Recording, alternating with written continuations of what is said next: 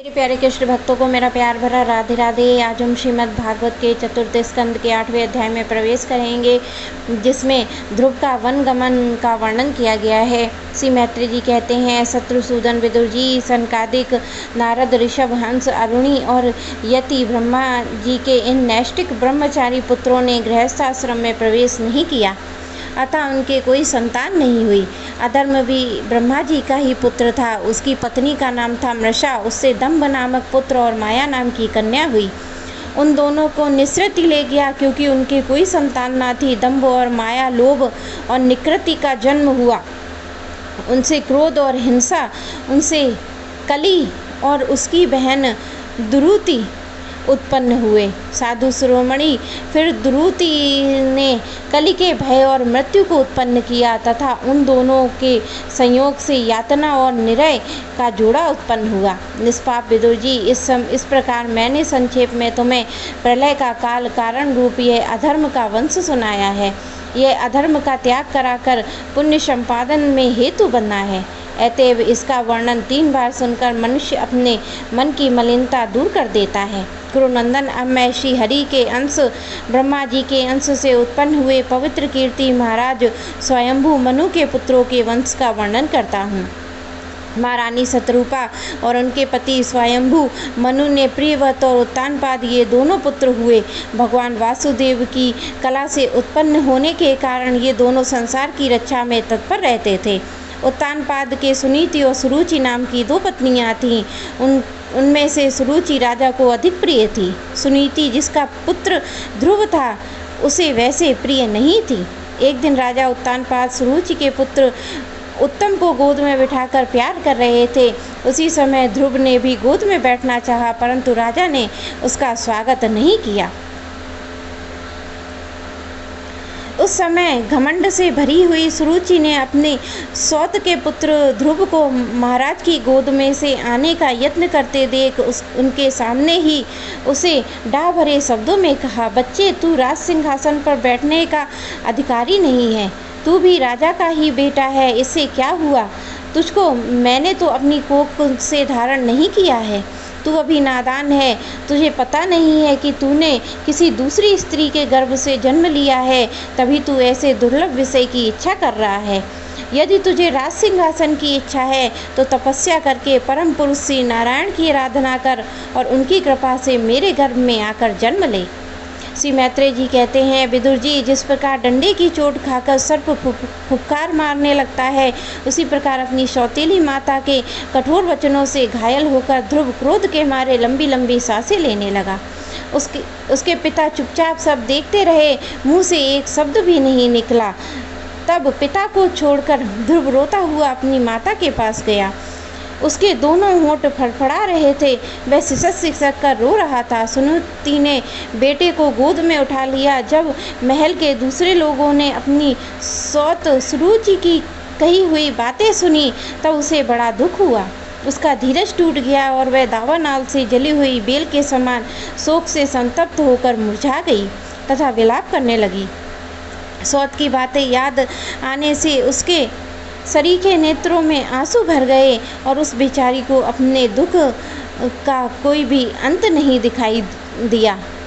उसने गहरी सांस लेकर ध्रुव से कहा, बेटा, तू दूसरे के लिए किसी प्रकार के अमंगल की कामना मत कर। जो दूसरे मनुष्य दूसरों को दुख देता है, उसे स्वयं ही उसका फल भोगना पड़ता है। सुरुचि ने जो कुछ कहा है ठीक है, क्योंकि महाराज को मुझे पत्नी तो क्या दासी स्वीकार करने में भी लज्जा आती है। तूने मुझ मंदभागिनी के गर्भ से ही जन्म लिया है और मेरे ही दूध से तू पला है। बेटा, सुरुचि ने तेरी सौतेली माँ होने पर भी बात बिल्कुल ठीक ही कही है। अतः यदि राजकुमार उत्तम के समान राज सिंहासन पर बैठना चाहता है तो द्वेष छोड़कर उसी का पालन कर, बस भगवान के चरण कमलों की आराधना में लग जा। संसार पालन करने के लिए सत्व गुण को अंगिराकार करने वाले उन श्री हरि के चरणों की आराधना करने से तेरे परदादा श्री ब्रह्मा जी को वह सर्वश्रेष्ठ पद प्राप्त हुआ है, जो मन और प्राणों को जीतने वाले मुनियों के द्वारा वंदनीय है। इस प्रकार तेरे दादा स्वयंभू मनु ने भी बड़ी बड़ी दक्षिणा दक्षिणाओं वाले यज्ञों के द्वारा अनन्य भाव से उन्हीं भगवान की आराधना की है, तभी उन्हें दूसरे के लिए अति दुर्लभ लौकिक अलौकिक मोक्ष सुख की प्राप्ति हुई है। बेटा, तू उन भक्तवत्सल श्री भगवान का आश्रय ले। जन्म मृत्यु के चक्र से छूटने की इच्छा करने वाले मुमुक्षु लोग निरंतर उन्हीं के चरण कमलों का मार्ग की खोज किया करते हैं। बेटा, उन कमल दल लोचन श्री हरि को छोड़कर मुझे तेरा दुख दूर करने वाला कोई दिखाई नहीं देता है। देख, जिन्हें प्रसन्न करने के लिए ब्रह्मा आदि सब देवता ढूंढते रहते हैं, वे श्री लक्ष्मी जी भी दीपक की भांति हाथ में कमल लिए निरंतर उन्हीं श्री हरि की खोज किया करती हैं। श्री मैत्री जी कहते हैं, माता जी सुनीति जो वचन कहे वे अभिष्ट वस्तु की प्राप्ति का मार्ग दिखाने वाले थे, अतः उन्हें सुनकर ध्रुव ने बुद्धि द्वारा अपने चित्त का समाधान किया। इसके बाद वे पिता के नगर से निकल पड़े। वह सब समाचार सुनकर और ध्रुव क्या करना चाहता है इस बात को जानकर नारद जी वहां आए। उन्होंने ध्रुव के मस्तक पर अपना पापनाशक कर कमल फेरते हुए मन ही मन विस्मित होकर कहा, अहो, क्षत्रियों का कैसा अद्भुत तेज है, वे थोड़ा सा ही मान भंग नहीं कर सकते हैं। देखो, अभी तो यह नन्हा बच्चा है, तो भी इसके हृदय में सौतेली माता के कटु वचन घर कर गए हैं। तत्पश्चात नारद जी ने ध्रुव से कहा, बेटा, अभी तू बच्चा है, खेल कूद में ही मस्त रहे। हम नहीं समझते हैं कि इस उम्र में किसी बात से तेरा सम्मान या अपमान हो सकता है। यदि तुझे मान अपमान विचार ही है तो बेटा, असल में मनुष्य के असंतोष का कारण मोह के सिवा और कुछ भी नहीं है। संसार में मनुष्य अपने कर्मानुसार ही मान अपमान या सुख दुख आदि को प्राप्त होता है। तात भगवान की बड़ी विचित्र गति है। योगी लोग अनेक जन्मों तक अनासक्त रहकर समाधि योग के द्वारा बड़ी बड़ी कठोर साधनाएं करते रहते हैं, परंतु भगवान के मार्ग का पता नहीं पाते हैं। इसीलिए तू व्यर्थ का हट छोड़ दे और घर लौट जा। बड़ा होने पर जब परमार्थ साधन का समय आवे तब उसके लिए प्रयत्न कर लेना। विधाता ने विधान के अनुसार सुख दुख जो भी प्राप्त हो उसको चित्त को संतुष्ट रखना चाहिए। यूँ करने वाले पुरुष मोहमय संसार से पार हो जाता है। मनुष्य को चाहिए कि वे अपने अधिक गुणवान को देखकर प्रसन्न हो, जो कम गुण वाला हो उस पर दया करे, और जो मनुष्य अपने समान गुण वाला हो उससे मित्रता का भाव रखे। यूँ करने से उसे कभी दुख नहीं दबा सकता। ध्रुव ने कहा, भगवान, सुख दुख जिनका चित्त चंचल हो जाता है उन लोगों के लिए आपने कृपा करके शांति का ये बहुत अच्छा उपाय बतलाया है, परंतु मुझे जैसे अज्ञानियों की दृष्टि यहाँ तक नहीं पहुँच पाती है।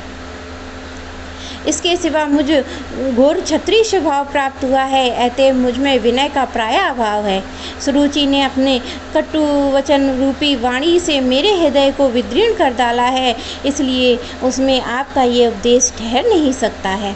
आप भगवान ब्रह्मा जी के पुत्र हैं और संसार के कल्याण के लिए बीड़ा बजाते हुए सूर्य की भांति त्रिलोकी में विचरा करते हैं। श्री मैत्री जी कहते हैं, ध्रुव की बात सुनकर नारद जी बड़े प्रसन्न हुए और उस पर कृपा करके इस प्रकार सुपदेश देने लगे। श्री नारद जी ने कहा, बेटा, तेरी माता सुनीति ने तुझे जो कुछ बताया है वह तेरे लिए परम कल्याण मार्ग है। भगवान वासुदेव भी वह उपाय हैं, इसलिए तू चित्त लगाकर उन्हीं का भजन कर। जिन पुरुष को अपने लिए धर्म अर्थ काम मोक्ष रूप पुरुषार्थ की अभिलाषा हो उसके लिए उनकी प्राप्ति का उपाय एकमात्र श्री हरि के चरणों का सेवन ही है। बेटा, तेरा कल्याण होगा। अब तू श्री यमुना जी के तटवर्ती परम पवित्र मधुवन को जा। वहाँ श्री हरि नित्य निवास करते हैं। वहाँ श्री कालंदी के निर्मल जल में तीनों समय स्नान कर और नित्य कर्म से निवृत्त हो यथाविधि आसन बिछाकर स्थिर भाव से बैठना। फिर रेचक, पूरक, कुंभक 3 प्रकार के प्राणायाम से धीरे धीरे प्राण इंद्रिय के दोषों को दूर कर धैर्ययुक्त मन से परम गुरु श्री भगवान का इस प्रकार ध्यान करना। भगवान के नेत्र और मुख निरंतर प्रसन्न रहते हैं। उन्हें देखने से ऐसा मालूम होता है कि वे प्रसन्नतापूर्वक भक्तों को वर देने के लिए उद्यत हैं। उनकी नासिका, भौवें और कपोल बड़े ही सुहावने हैं। वे सभी देवताओं में परम सुंदर हैं।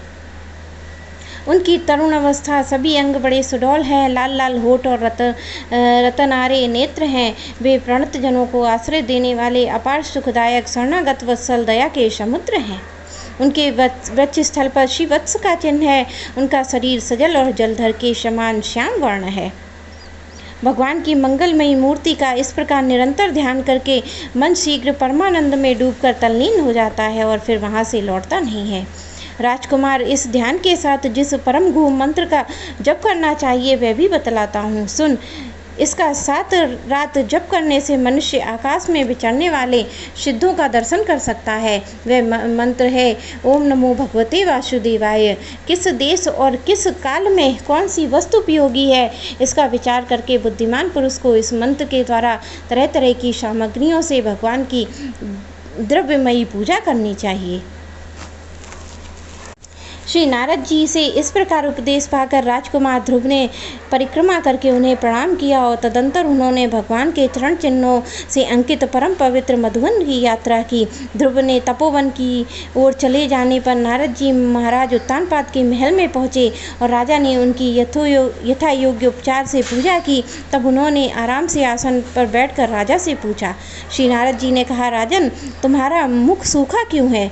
तुम्हारी बड़ी देर से किसी सोच विचार में पड़े हो। तुम्हारे धर्म अर्थ काम में किसी में कोई कमी तो नहीं आ गई है? राजा ने कहा, ब्राह्मण, मैं बड़ा ही स्त्रीण और निर्दयी हूँ। हाय, मैंने अपने 5 वर्ष के नन्हे से बच्चे को उसकी माता के साथ घर से निकाल दिया। मुनिवर, वह बड़ा ही बुद्धिमान था। उसका कमल सा मुख भूख से कुमला गया होगा। वह थक कर कहीं रास्ते में पड़ा ना हो। ब्राह्मण, उस असहाय बच्चे को वन में कहीं भेड़िए ना खा जाएं। अहो, मैं कैसा स्त्री का गुलाम हूँ। मेरी कुटिलता तो देखिए। वह बालक प्रेमवश मेरी गोद में बैठना चाहता था, किंतु मुझ दुष्ट ने उसका तनिक भी आदर न किया। श्री नारद जी ने कहा, राजन, तुम अपने बालक की चिंता मत करो। उसके रक्षक भगवान हैं। तुम्हें उसके प्रभाव का पता नहीं है। उसका यश सारे जगत में फैल रहा है।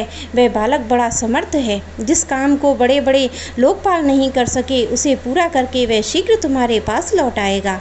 उसके कारण तुम्हारा यश और भी बढ़ेगा। श्री मैत्रेय जी कहते हैं, देव ऋषि नारद जी की बात सुनकर महाराज उत्तानपाद राजपाट की ओर से उदासीन होकर निरंतर पुत्र की चिंता में रहने लगे। इधर ध्रुव जी ने मधुवन में पहुंचकर यमुना जी में स्नान किया और रात में पवित्रता पूर्वक उपवास करके श्री नारद जी के उपदेश अनुसार एकाग्र चित्त से परम पुरुष श्री नारायण की उपासना आरंभ कर दी। उन्होंने 3 रात्रि के अंतर में शरीर निर्वाह के लिए केवल कैथ और बेर के फल खाकर श्री हरि की उपासना करते हुए 1 मास व्यतीत किया। दूसरे महीने में उन्होंने 6-6 दिन पीछे सूखे घास और पत्ते खाकर भगवान का भजन किया। तीसरे महीने में 9-9 दिन में केवल जल पीकर समाधि योग के द्वारा श्री हरि की आराधना करते हुए बिताया। चौथे महीने में उन्होंने श्वास को जीतकर 12-12 दिनों में केवल वायु पीकर ध्यान योग से भगवान की आराधना की। 5वां मास लगने पर राजकुमार ध्रुव को श्वास को जीतकर परम ब्रह्म का चिंतन करते हुए एक पैर से खंबे के समान निश्चल भाव से खड़े हो गए। उस समय उन्होंने शब्दादि विषय और इंद्रादि नियामक अपने मन से सब ओर से खींच लिया और हृदय स्थित हरि के स्वरूप का चिंतन करते हुए चित्त को किसी दूसरी ओर न जाने दिया। जिस समय उन्होंने महदादि संपूर्ण तत्वों के आधार प्रकृति और पुरुष भी अधीश्वर परम ब्रह्म की धारणा की, उस समय उनके तेज से तीनों लोक काँप उठे। जब राजकुमार ध्रुव एक पैर पे खड़े हुए तब उनके अंगूठे से दबकर आधी पृथ्वी इस प्रकार झुक गई जैसे किसी गजराज के चढ़ जाने पर नाव पद पद पर दाईं बाईं ओर डगमगाने लगती है। ध्रुव जी अपने इंद्रिय द्वारा अपने प्राणों को रोककर अनन्य बुद्धि से विश्वात्मा श्री हरि का ध्यान करने लगे। इस प्रकार उनकी समिष्ट प्राण से अभिन्नता हो जाने के कारण सभी जीवों का श्वास प्रवास रुक गया। इससे समस्त लोकपालों को बड़ी पीड़ा हुई और वे घबराकर श्री हरि की शरण में गए। देवताओं ने कहा, भगवान, समस्त स्थावर जंगम जीवों के शरीर के प्राण एक साथ ही रुक गए हैं। ऐसा तो हमने कभी पहले अनुभव नहीं किया है। आप शरणागतों की रक्षा करने वाले हैं। आप अपनी शरण में आए हुए हम लोगों को इस दुख से छुड़ाएं। श्री भगवान ने कहा, देवताओं, तुम डरो मत। उत्तानपाद के पुत्र ध्रुव ने अपने चित्त को मुझ विश्वात्मा में लीन कर दिया है। इस समय मेरे साथ उसकी अवैध धारणा सिद्ध हो गई है। इसी कारण से प्राण निरोध से तुम सबका प्राण भी रुक गया है। अब तुम अपने अपने लोक को जाओ। मैं बालक को इस दुष्कर तप से निवृत्त कर दूंगा। मेरे